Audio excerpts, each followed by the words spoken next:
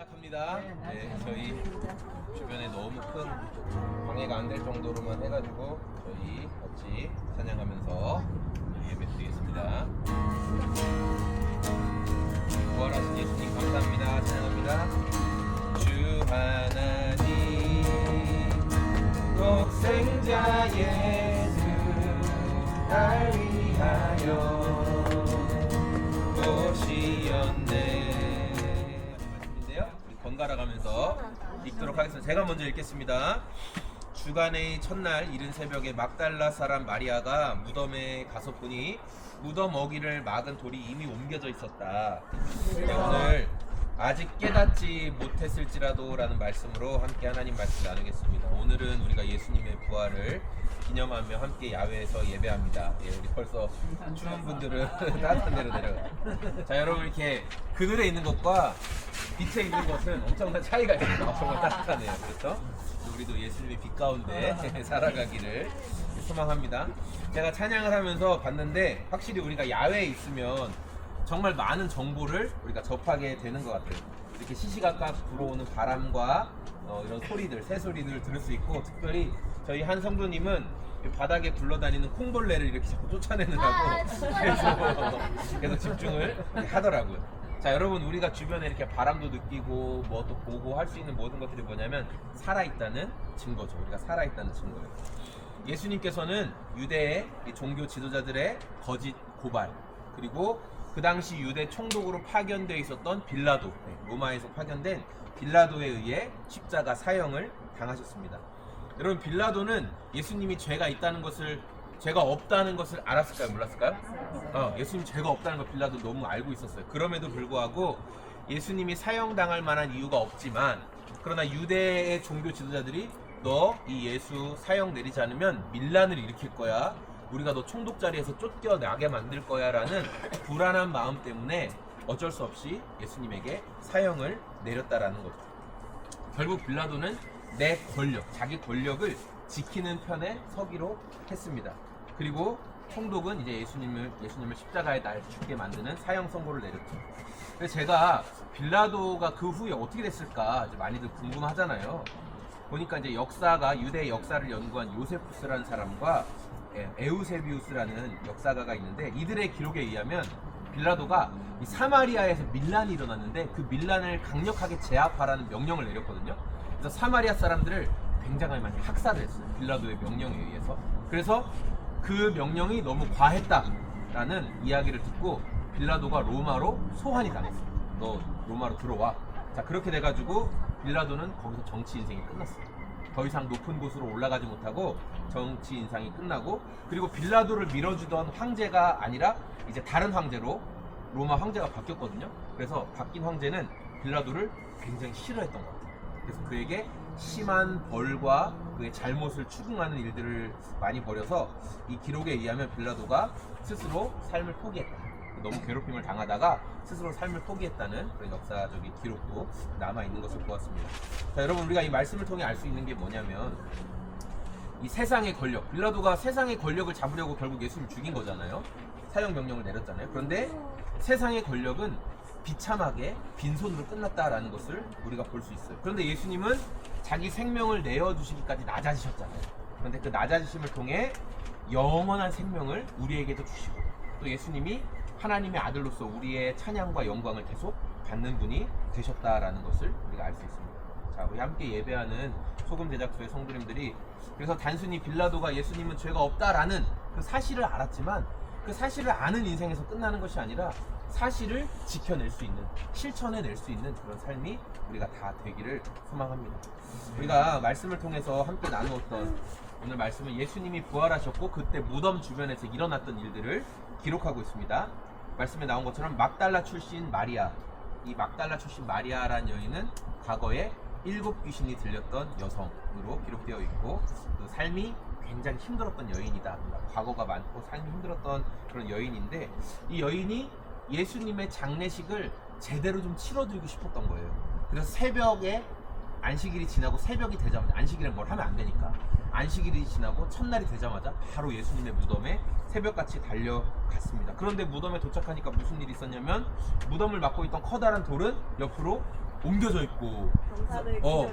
안을 병사들도 막 기절해 있고 안을 봤더니 벌써 그 안에 예수님의 시신이 없는 것을 보게 됐죠. 그래서 이 막달라 출신 마리아가 빨리 요한과 베드로에게 달려가서 예수님의 시체가 없어졌다, 도둑 맞은 것 같다라고 이야기를 했습니다. 그녀는 예수님이 부활할 것이라고 이미 미리 말씀하셨지만 그 현상만 보고는 믿을 수가 없었던 거죠.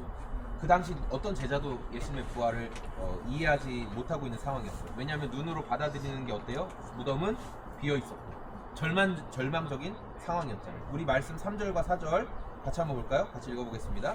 베드로와 그 다른 제자가 나와서 무덤으로 갔다. 둘이 함께 뛰었는데 그 다른 제자가 베드로보다 빨리 달려서 먼저 무덤에 이르렀다. 네, 이 마리아의 말을 듣고 베드로와 요한이 막 정신없이 달려갔습니다. 예수님의 무덤에 도착했는데 정말 무덤에 와서 보니까 입구를 막고 있던 커다란 돌도 옆으로 굴려져 있고 베드로가 먼저 슝 하고 들어가거든요. 요한은 워낙 신중한 사람이라 가까이 갔는데 바로 들어가진 않아요. 근데 베드로는 앞뒤 안 보고 확 들어가 버리죠. 그래서 무덤 안을 살펴보니까 예수님을 감싸고 있던 그 삼배, 우리 장례를 치러보신 분들 알겠지만 시신을 감싸는 삼배가 있고 예수님의 얼굴을 감쌌던 수건이 따로 이렇게 정리되어 있는 모습을 보게 돼요. 제자들이 이런 마음이 들었을 거예요. 특히 베드로는 내가 예수님 십자가 달리실 때 그 옆에 자리도 못 지켰는데 시신까지 내가 잃어버리게 됐으니 예수님 앞에 이건 얼마나 부끄러운 일인가, 그렇죠? 이거 동서고금을 막론하고 그 시신을 함부로 대하지 않는 것은 다 문화잖아요. 그러니까 베드로 마음도 너무나 예수님 앞에 죄송하고 절망스러운 마음이었을 거예요. 그러니까 내가 믿고 있던 것들이 다 송두리째 사라지는, 예수님의 시신마저 사라지는 것이 베드로 입장에서 얼마나 괴로운 일이야. 아, 이제 진짜 다 끝났구나. 시신이라도 남아있으면 우리가 저분을 기념해야 돼, 뭐 그렇게라도 말할 수 있는데 시신마저 없어졌으니 베드로 입장에서, 제자들 입장에서는 완전히 이제 다 끝났구나, 우리가 믿던 건 아예 다 박살이 났구나라는 생각을 할 수밖에 없었습니다. 그런데 성경은 이것이 끝이 아니라 새로운 시작이다 라고 말씀하고 있어요. 우리 5절과 7절 말씀도 같이 한번 읽어보겠습니다. 그런데 그는 몸을 굽혀서 삼배가 놓여 있는 것을 보았으나 안으로 들어가지는 않았다. 예수의 머리를 싸맸던 수건은 그 삼배와 함께 놓여 있지 않고 한 곳에 따로 개켜 있었다. 예수님의 시신을 감싸고 있던 삼배가 한쪽에 정리되어 있고 예수님의 얼굴을 쌌던 수건도 또 한쪽에 정리되어 있다. 이게 두 개가 따로 정리되어 있었다라는 거. 자, 여러분, 만약에 로마 사람들이나 어떤 도둑이 예수님의 시신을 도둑질하는 게 목적이었다면 여러분 생각에 삼배와 수건을 잘 정리해서 해놓을 필요가 있을까요? 시신 통째로 그냥 가져가야죠. 삼배 통째로 그거 풀어가지고 옆에다 정리해놓고 갈 시간이 어디 있습니까? 더 중요한 것은 예수님의 그 무덤을 막고 있던 돌 앞에는 로마 황제의 명령으로 인장, 도장이 꽉 찍혀 있었어요. 누구라도 함부로 이 돌문을 여는 자는 황제의 명령에 의해 죽임을 당할 것이다. 그러니까 거기에 1초도 오래 머물고 싶지 않았을 거예요. 도둑이라면 빨리 훔쳐서 빨리 도망가야 돼요. 로마 군사들이 얼마나 무섭습니까? 자, 그런데 그 자리에 삼배도 정리되어 있고 수건도 정리되어 있었다라는 거예요. 자, 여러분, 이건 어떤 것을 의미하냐면 예수님의 부활이 막 쫓기듯이 정신없이 진행된 게 아니라 하나님의 순리 안에서, 계획 안에서 잘 정리되어 있고 때에 맞게 하나님께서 정확하게 진행하셨다라는 것을 우리가 영적으로 이해할 수가 있는 것입니다. 예수님은 무서워서 도망 다니듯이 하다가 딱 부활하신 게 아니라 승리자의 모습으로, 승리자는 여러분 여유가 있잖아요. 승리자의 모습으로 부활하셨다라는 것을 우리가 알 수 있습니다. 여러분, 막달라 출신 마리아나 또 베드로, 요한, 예수님의 무덤 옆에 있었던 사람들이 빈 무덤을 보고 굉장히 절망했어요. 시신을 지키지 못했다라는 죄송한 마음, 그것이 절망으로 남게 된 거예요. 자, 우리 삶에도 다 끝난 것 같아, 오늘 미동산 수목원 들어가려고 했는데 들어가지 마 이러니까 다 끝난 것 같아, 우리 야유회비 망했구나. 자, 이런 생각을 여러분 할 때가 있습니다. 노력해봤는데 안 되고 주변에 도움을 구할 손길도 찾을 수 없는 막막한 상황에 우리가 놓일 때가 있다는 거예요. 그런데 여러분, 예수님은 누구보다 우리를 잘 알고 계시는 분이시거든요. 그래서 다른 어떤 계절보다 이 봄에, 우리 한국 시간으로는 이 봄에 부활을 기념하게 하시지 않았나라는 제가 생각을 문득 해보았습니다. 우리 9절 말씀 같이 한번 읽어볼까요? 아직도 그들은 예수께서 죽은 사람들 가운데서 반드시 살아나야 한다는 성경 말씀을 깨닫지 못하였다. 여러분, 불과 한두 달 전만 해도 우리 주변에 있는 이 나무들은 다 저거 죽었나 보다 라고 생각할 정도로 바싹 말라 있었습니다. 그런데 지금 어떻죠? 좀 덜하네. 하지만 여러분 저기 발견하셨죠? 저기 보세요. 저기 나무에 푸르른 새순이 나와서, 그 나무의 딱딱한 껍질을 뚫고 푸르른 새순이 나와서 나 살아있어, 생명력이 있어 라는 것을 보여주고 있습니다. 여러분, 우리도 제자들처럼 아직은 예수님의 부활이 온전히 이해가 되지 않는 분들이 있습니다. 죽은 사람이 어떻게 살아나, 성경이 그렇다니까 그냥 그런 줄 알고 믿는 거지. 하지만 어느 순간 이 새싹이 봄에 탁 튀어나오는 것처럼, 아, 예수님 정말 살아나셨구나, 예수님의 부활이 정말 맞구나라는 게 믿어지는 은혜가 있습니다. 믿어지는 은혜가 있을 거라는 거예요. 여러분, 예수님은 부활하셨지만 함께 살아가던 제자들은 아직 그 말씀을 깨닫지 못하고 있었어요. 하지만 내가 깨닫지 못했을지라도 부활 사건은 실제입니다. 그리고 부활의 능력은 실제로 나타나게 됩니다. 예수님을 나의 구원자와 주님으로 믿고 살아가는 사람들에게는 부활의 능력이 반드시 나타나게 된다는 거예요. 그러니까 여러분, 빈무덤과 같은 그 절망의 상황에만 낙심하고 엎드려 있고 울지 마시기 바랍니다. 여러분이 절망하지 않을 이유, 해마다 이렇게 돌아보면서 나무에서 새싹이 나고 꽃이 피면, 아, 부활의 능력이 실제구나, 아, 예수님 정말 살아나셨구나, 그러면 나의 삶에도 예수님의 부활의 능력이 나타나겠구나. 여러분, 매 해마다 그것을 보면서 결단하십시오. 아, 부활의 능력이 내 삶에도 나타나겠구나. 우리가 지금은 다 이해하지 못할지라도 예수님은 반드시 약속을 지키시는 분이시거든요.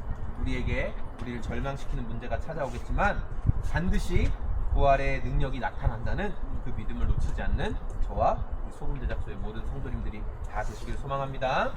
아멘. 좌절하는 자리에만 머물러 있지 않게 도와주시고, 부활하신 예수님의 능력이 우리 삶을 뒤덮어주시고, 우리 삶에도 부활하신 예수님의 능력이 반드시 나타날 것을 믿고 신뢰하는 저희들의 인생이 되게 하여 주시옵소서.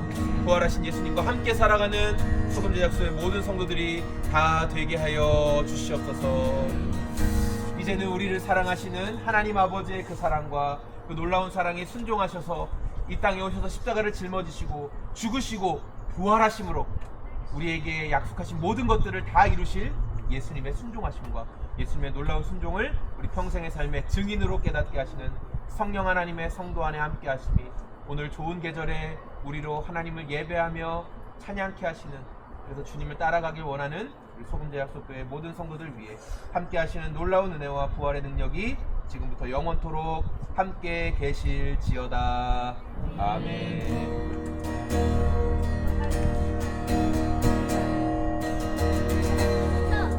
아멘. 네, 이것으로 우리 예배를 마치고